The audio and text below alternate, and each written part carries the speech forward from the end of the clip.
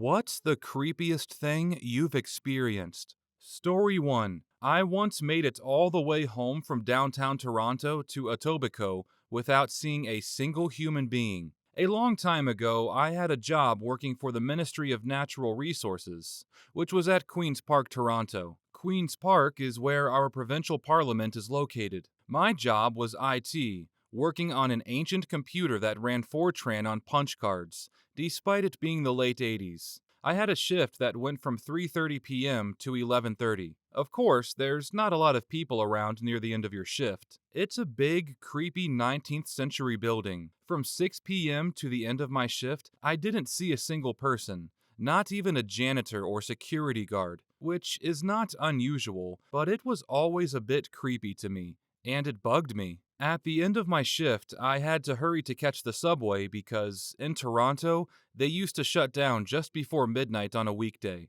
There are tunnels underneath Queen's Park that connect it to other buildings and the subway. I took one tunnel, completely devoid of people, to an automated entrance. So I saw no one on the subway, including the guy in the booth. As soon as I got down to the bottom of the stairs, the train was already there, and I just barely made what was likely the very last train. As soon as I got down to the bottom of the stairs, the train was already there, and I just barely made what was likely the very last train. So I never got a look at the driver, and the train was completely empty. I never saw another person the whole trip home, including the parts of the trip where the train goes above ground. No pedestrians, no traffic in the streets, nothing. I made it all the way to Islington, and I'm kind of freaking out because I'm having a last man on earth kind of feel. When I got up the stairs from the platform, I already missed all the last buses and the entrance booth was closed.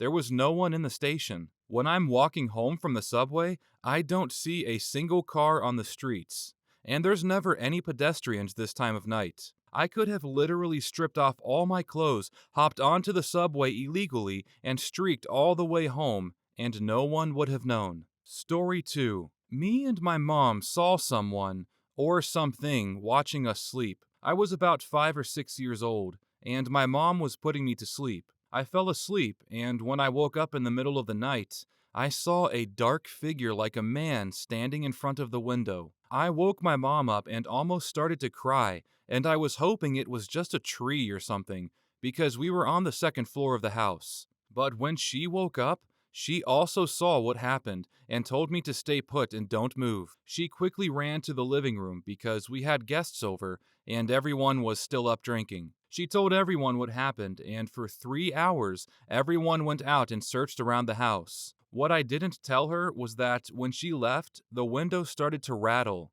as if someone was trying to open it. I was scared and never slept on my own in that room until I was 8. Story 3. I was home alone with my sister. I was 11 and my sister was 14. We had just gotten home from school and we were new to the concept of being home alone. My younger brother had left his bike out on the stoop by our front door as he had always had a tendency to do. I was practicing piano when I heard someone knock on the door. I went downstairs and saw a woman dressed in all black with black sunglasses outside the door. I opened it and she said hello. She told me she was looking for her son and that he might possibly be playing in the neighborhood.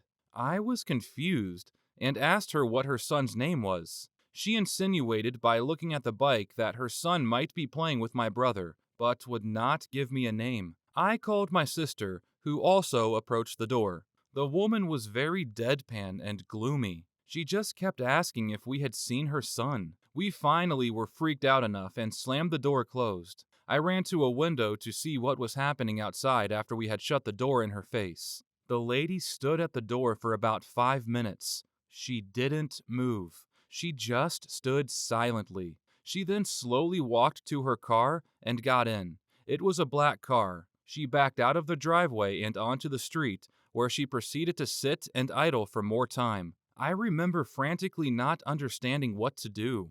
During this time, my sister and I were scared. We knew our brother was in school and that his bike had just been parked there. We didn't understand who this was or what to do. We were unsure to call 911 because there were two daycare houses close to where we lived. Stupid me found my baseball bat, and we sat watching her car until we saw our mother's car approaching. When our mother's car pulled into our driveway, her car sped off immediately. Our mom didn't believe us when we told her about the weird encounter. I still remember how deadpan and off-putting the woman was. I don't know what to believe. Story 4. I was stalked through the forest by a mountain lion. It was the creepiest feeling.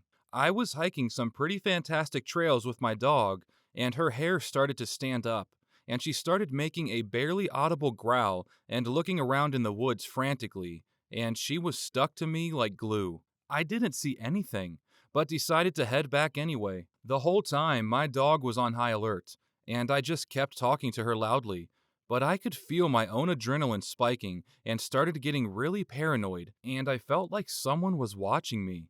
I was pretty convinced I was going to be murdered, so I started walking faster, but not running. We were nearing the entrance when I saw my dog freeze and stare intently into the woods.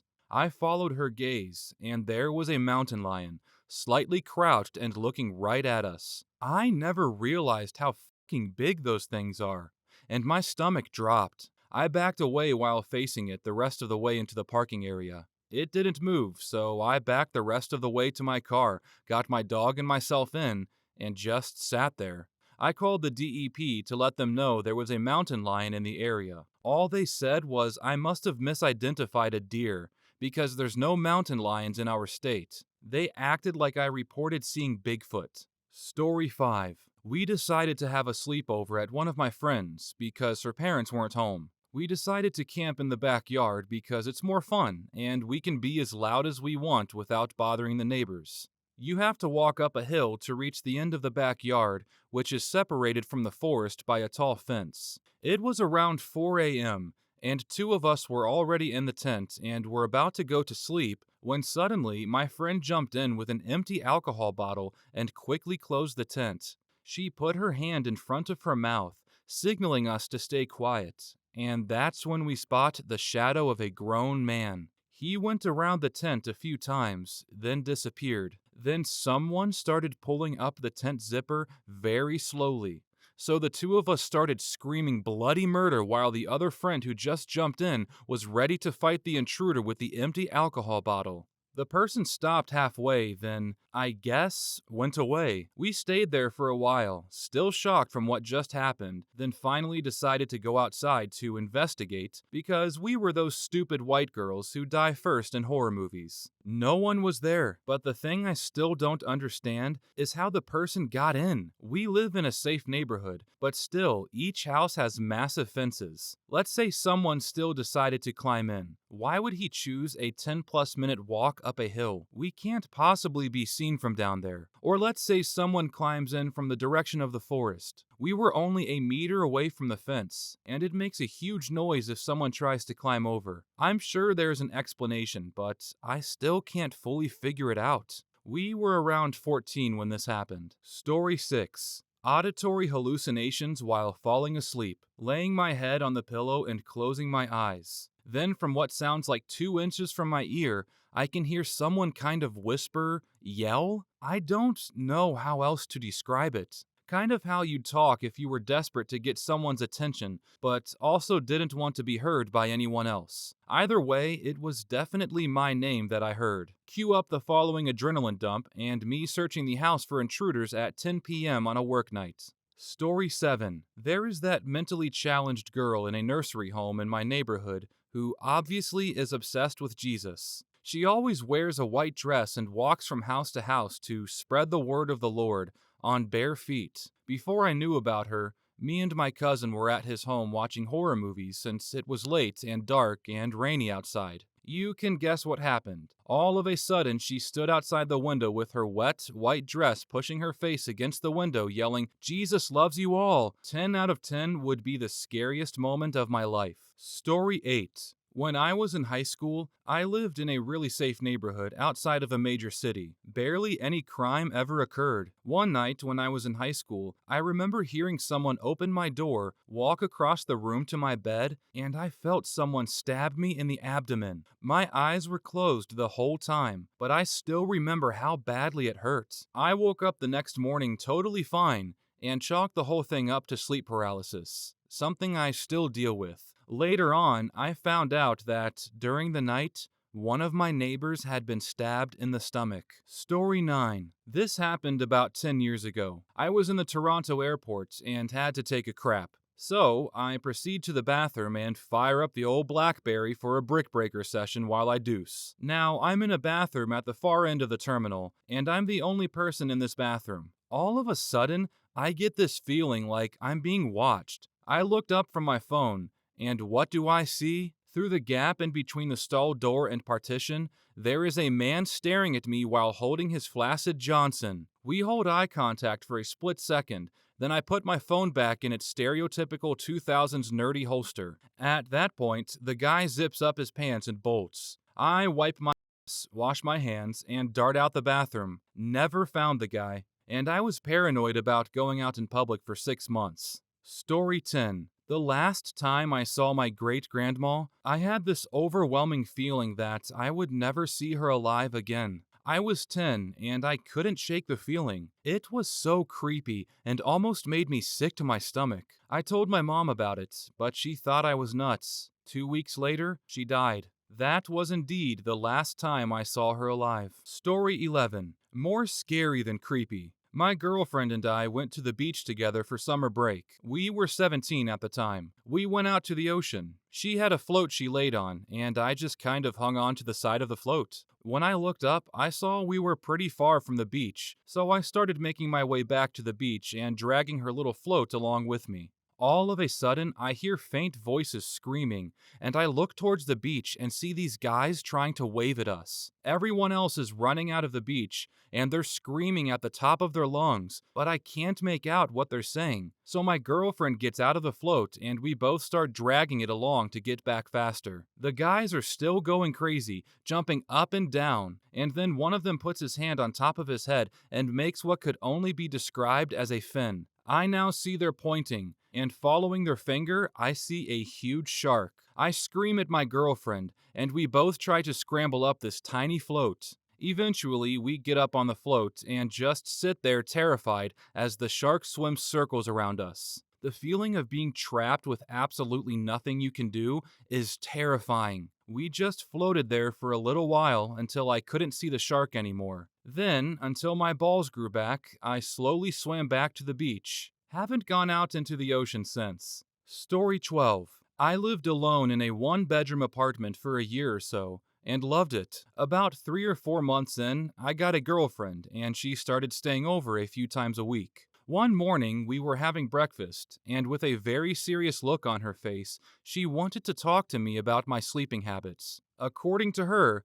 every time she had stayed over, at some point in the night, I'd wake up and sit on the end of the bed, eyes open and facing the cupboard, and I would have a conversation with someone, never for any longer than 15 minutes, and I'd crawl back into bed when I was done. She said she could only hear my voice, and that there were pauses, like I was listening to them, and then I'd respond. Sometimes I'd laugh, and interestingly, there was also another language involved, which she would hear me translating things for it back into English. I don't remember a thing. After this conversation, I started to monitor the cupboard and realized that despite closing the cupboard door before bed each night, it was always open in the morning. In this same apartment, I also had exploding head syndrome once. I moved out shortly after all this, and according to her, I never spoke to a cupboard in my sleep again. Story 13. When I was in my early 20s, I had a very bad case of the flu. As my temperature rose up to 104, I recall waking up in bed, which was at the top of a loft in my apartment. I would see streams of people coming up the stairs in different period attire addressing me. There were men, women, and children. Some spoke to me to wish me a quick recovery, but others said they would see me soon. The creepiest ones were the individuals that walked past the bed and just touched the sheets, almost as you would when passing a casket at a funeral to say goodbye. Those hallucinations seemed to go on forever. Story 14. I had just gotten home from middle school, and I was at my house all alone. It was December, and I was admiring my family's Christmas tree, and all of a sudden, I had this strange, overwhelming feeling that someone was looking at me. Literally, a few seconds later, my dog started barking, and I looked towards the window, and there was a grown man peering into the window glass looking directly at me. As soon as he saw me notice him, he sprinted from the window and into his crappy little pickup truck and immediately drove away. To this day, I have no idea who he was or what his intentions were. It still gives me chills every time I think about it. Story 15. Not sure if this is creepy, but when I was in my first and second year of high school, I would always have to ride the bus home. A man would always approach me and tell me to make weird faces whenever I arrived at the second station. He seemed friendly enough, and I was too shy to step away from him. Then after a while, he started telling me to lean closer to him, but I never did, fearing what would happen if I did. He offered me candy from his bag and showed me really crude drawings of himself. He then started talking about my family, asking questions if my boyfriend was alright. I never gave him any info about my life, and the fact that I recently started dating someone just made me feel unsettled. After that, I dreaded taking the bus home. In my third year of high school, I told my friend about it. He looked shocked and asked me what his name was. I replied, and he said, "But did you do the things he asked you to do? You do realize he gets off to this kind of stuff, right? He's a weirdo." We had to deal with him a lot during my volunteering at the station. My heart began to sink, and I started to think about the times if I had fully complied, what would have happened to me? Story 16. I'm usually a deep sleeper, but I woke up in the middle of the night when I thought I felt someone grab a hold of my ankle. My heart was already racing when I jumped myself awake. It wasn't a hand grabbing me though. It was really my dog scratching his face on my sock. I had never woken up scared like that before. I couldn't fall back asleep after that. Story 17. I'm a small, ditzy American woman. My husband is a big, pissed-off Russian. I went to spend time with him in Kazakhstan. While we were in his small hometown, we were walking around this old factory that hadn't operated since the USSR was a thing. Me being a dumbass, I wanted to get closer to look around and see this huge decaying factory. There were things like "Go away" spray painted in Russian all over it. As we got closer, my husband said, "We shouldn't be here." As soon as he said that, two alabai pop up from the grass and start barking like crazy at us. I backed away slowly, and my husband is telling me this is a dealer's home. He sells from here. So as we are nonchalantly crapping our pants and walking away, this big truck comes flying from the factory down the road toward us. It came to a stop right by us, so we made a 90-degree turn and started walking away from the road into the steppe. Nothing in that direction for hundreds of miles, but we just wanted to get away from the truck, I guess. I didn't want to look back, but after a few seconds, the guy drove off. He probably figured out we were just stupid and we weren't there to rob him or something. Story 18. When I was younger, on a cold winter night, I was sitting on my bed with a space heater on, reading. It was just my mom and I at home at the time. I turned off the space heater, preparing to go to sleep, and I hear my mom's voice from the next room over, quietly saying, "Help, please help." Froze my marrow, jumped out of bed and started yelling for her. Turns out it was a nightmare about someone standing at the foot of her bed watching her. Scared the living crap out of me.